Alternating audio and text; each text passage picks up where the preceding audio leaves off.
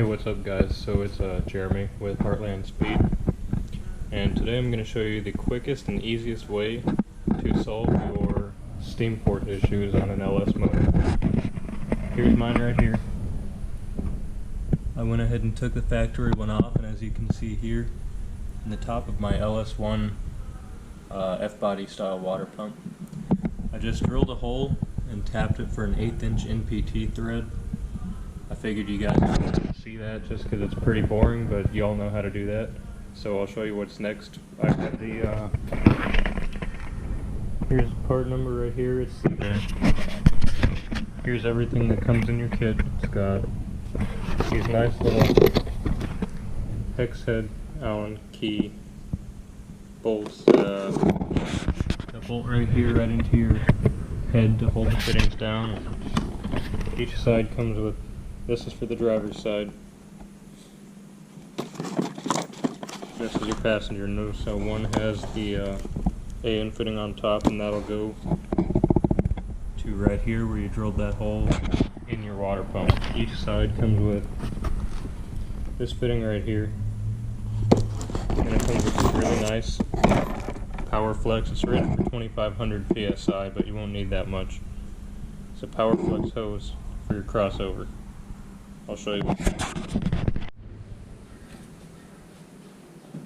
Alright, so here on the passenger side head is the one that I'm starting on first. All you need to do is take one of the caps and one of the fittings,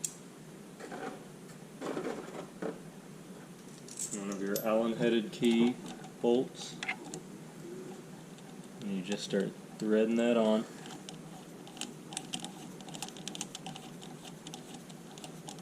And I say leave all of it loose for now so you can adjust this. So here we are on the driver's side, right in here. I'll just go ahead and do the same thing. Now these little pieces that actually go into the head, they are offset for the AN fitting. And what you'll want to do for those is keep that AN fitting towards the top. Let me try to get a better look at it. See how this is taller on the top? On the bottom, keep that on the top. And the side that you want to go to your water pump for your actual steam tube, you want this fitting on top to be on that head. Go ahead and leave that snug so it can rotate and everything. And I'll show you putting on the crossover neck. Alright, so now that we got both crossover AN fittings on, next you'll want to go ahead and take your actual crossover tube, start threading it onto one head. It doesn't have to be tight. And then figure out how you want your lines. I think I want mine to go back under the intake more instead of towards the water pump. And then you start threading both sides on until they're finger tight. You don't have to go ahead and tighten them with a wrench yet, but we'll go ahead and just tighten those down a little bit. See if I have this under my intake. So after you get those on, you'll want to go ahead and snug your Allen bolts down. So next in here, what I'm going to do, I'm going to take my 1/2 inch or open-headed wrench. I'm just going to go ahead and snug both sides of this AN fitting down. There's one side.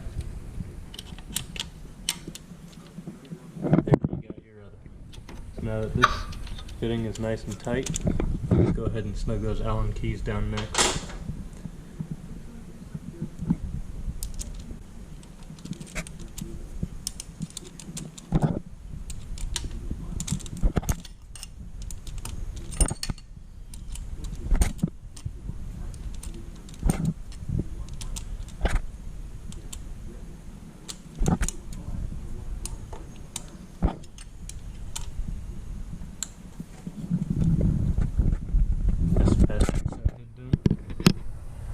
Now let's move on to the driver.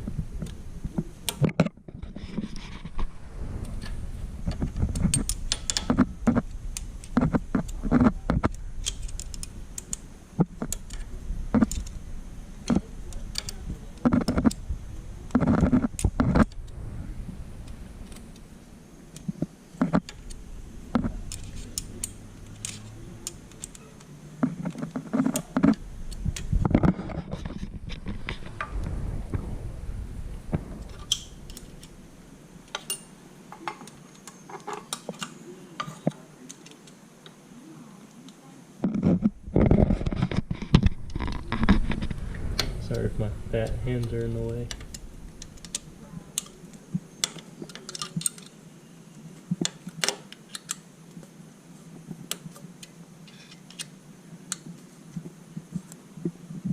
Alright, now I got both of those snugged in. Now it's on to the next part, which will be taking your fitting and just snugging it onto wherever you have your top line, which I'm threading on right here.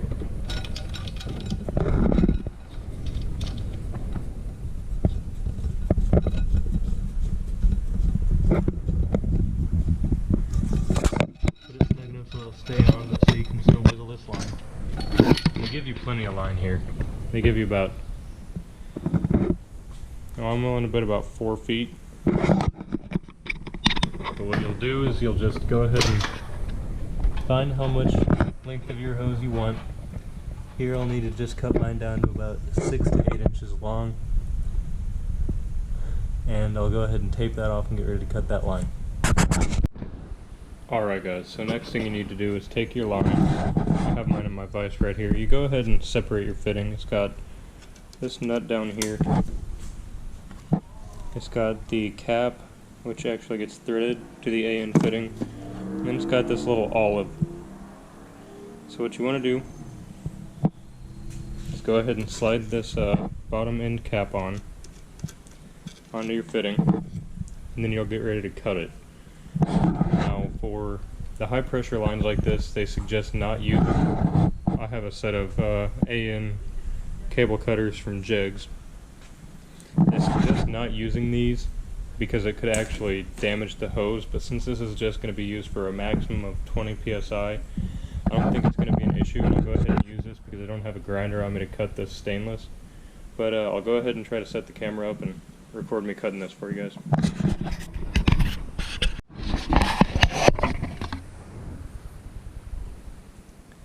Alright guys, so I got my cable here in the vise. I'm just going to make a clean, straight cut where I want that cable to be terminated. So next thing you'll want to do is you'll want to take a small screwdriver to this line after you cut it. And you'll want to separate it. I'll try to get this on video, but I can't promise. So you'll take it, and you take your small screwdriver and you separate the stainless from that inner liner just enough to get that olive attached to that inner liner.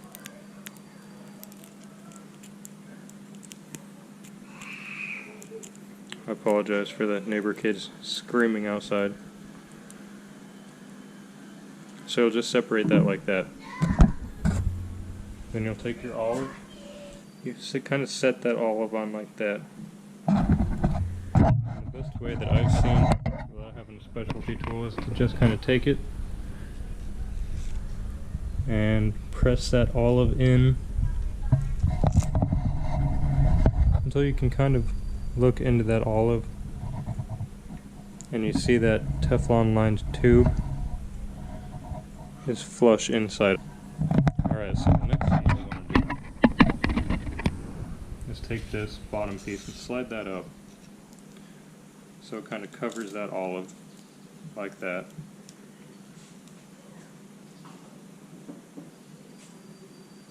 And take your upper piece and you just insert that and start inserting it by hand. Should be able to get a few turns on it like that. Most people recommend some type of aluminum jaw for your vise so you can keep from gnawing that up, but I'm not too worried about this on my build, so I'm just going to throw it in there. And then you'll take a wrench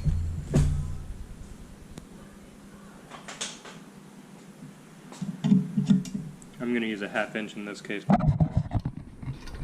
You put your wrench over the top piece. Just start threading that down. You You'll get more resistance as you go down.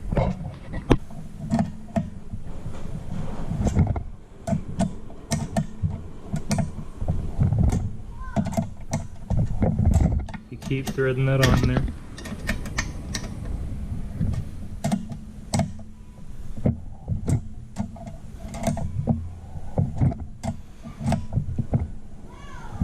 There's no real set point, but I just keep tightening it down until it can't anymore. But once I feel it get really tight, I just go over to the next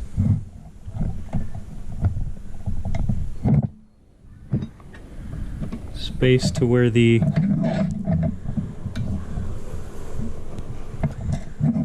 line up a little bit, so it looks nice and clean. This isn't quite like I wanted. I can go a little further, but I'm not too worried about that right there. So then you'll put this back on.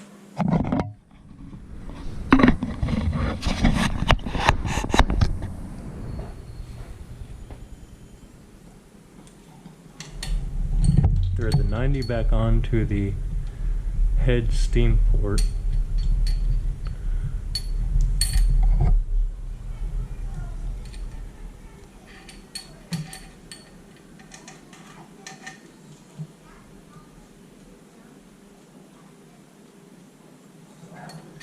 And then this other end will go to your water pump right here. I'll have to update this as I get that fitting because I ordered one fitting. It's a -3 AN to 45-degree angle down to an 1/8 inch NPT, but I got this in return. So I got this, which looks like a -20 to a 1 inch NPT, and obviously it's a little too big.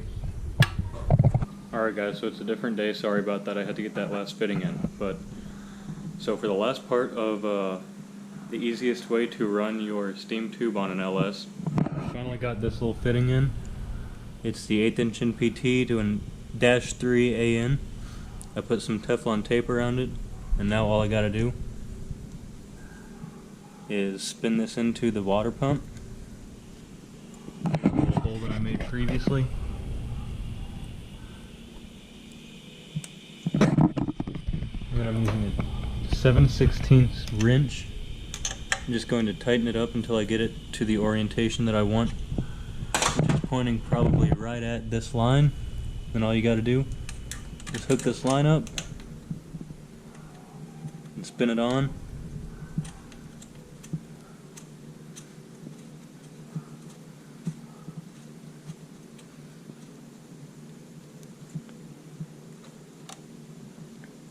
And tighten that line.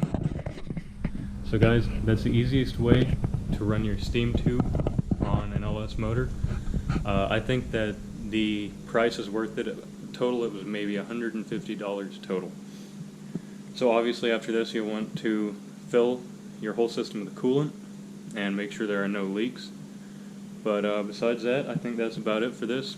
And stay tuned, I've got a really cool little series coming up about swapping a 9-inch into an F-body. So look forward to that, and I'll see y'all later.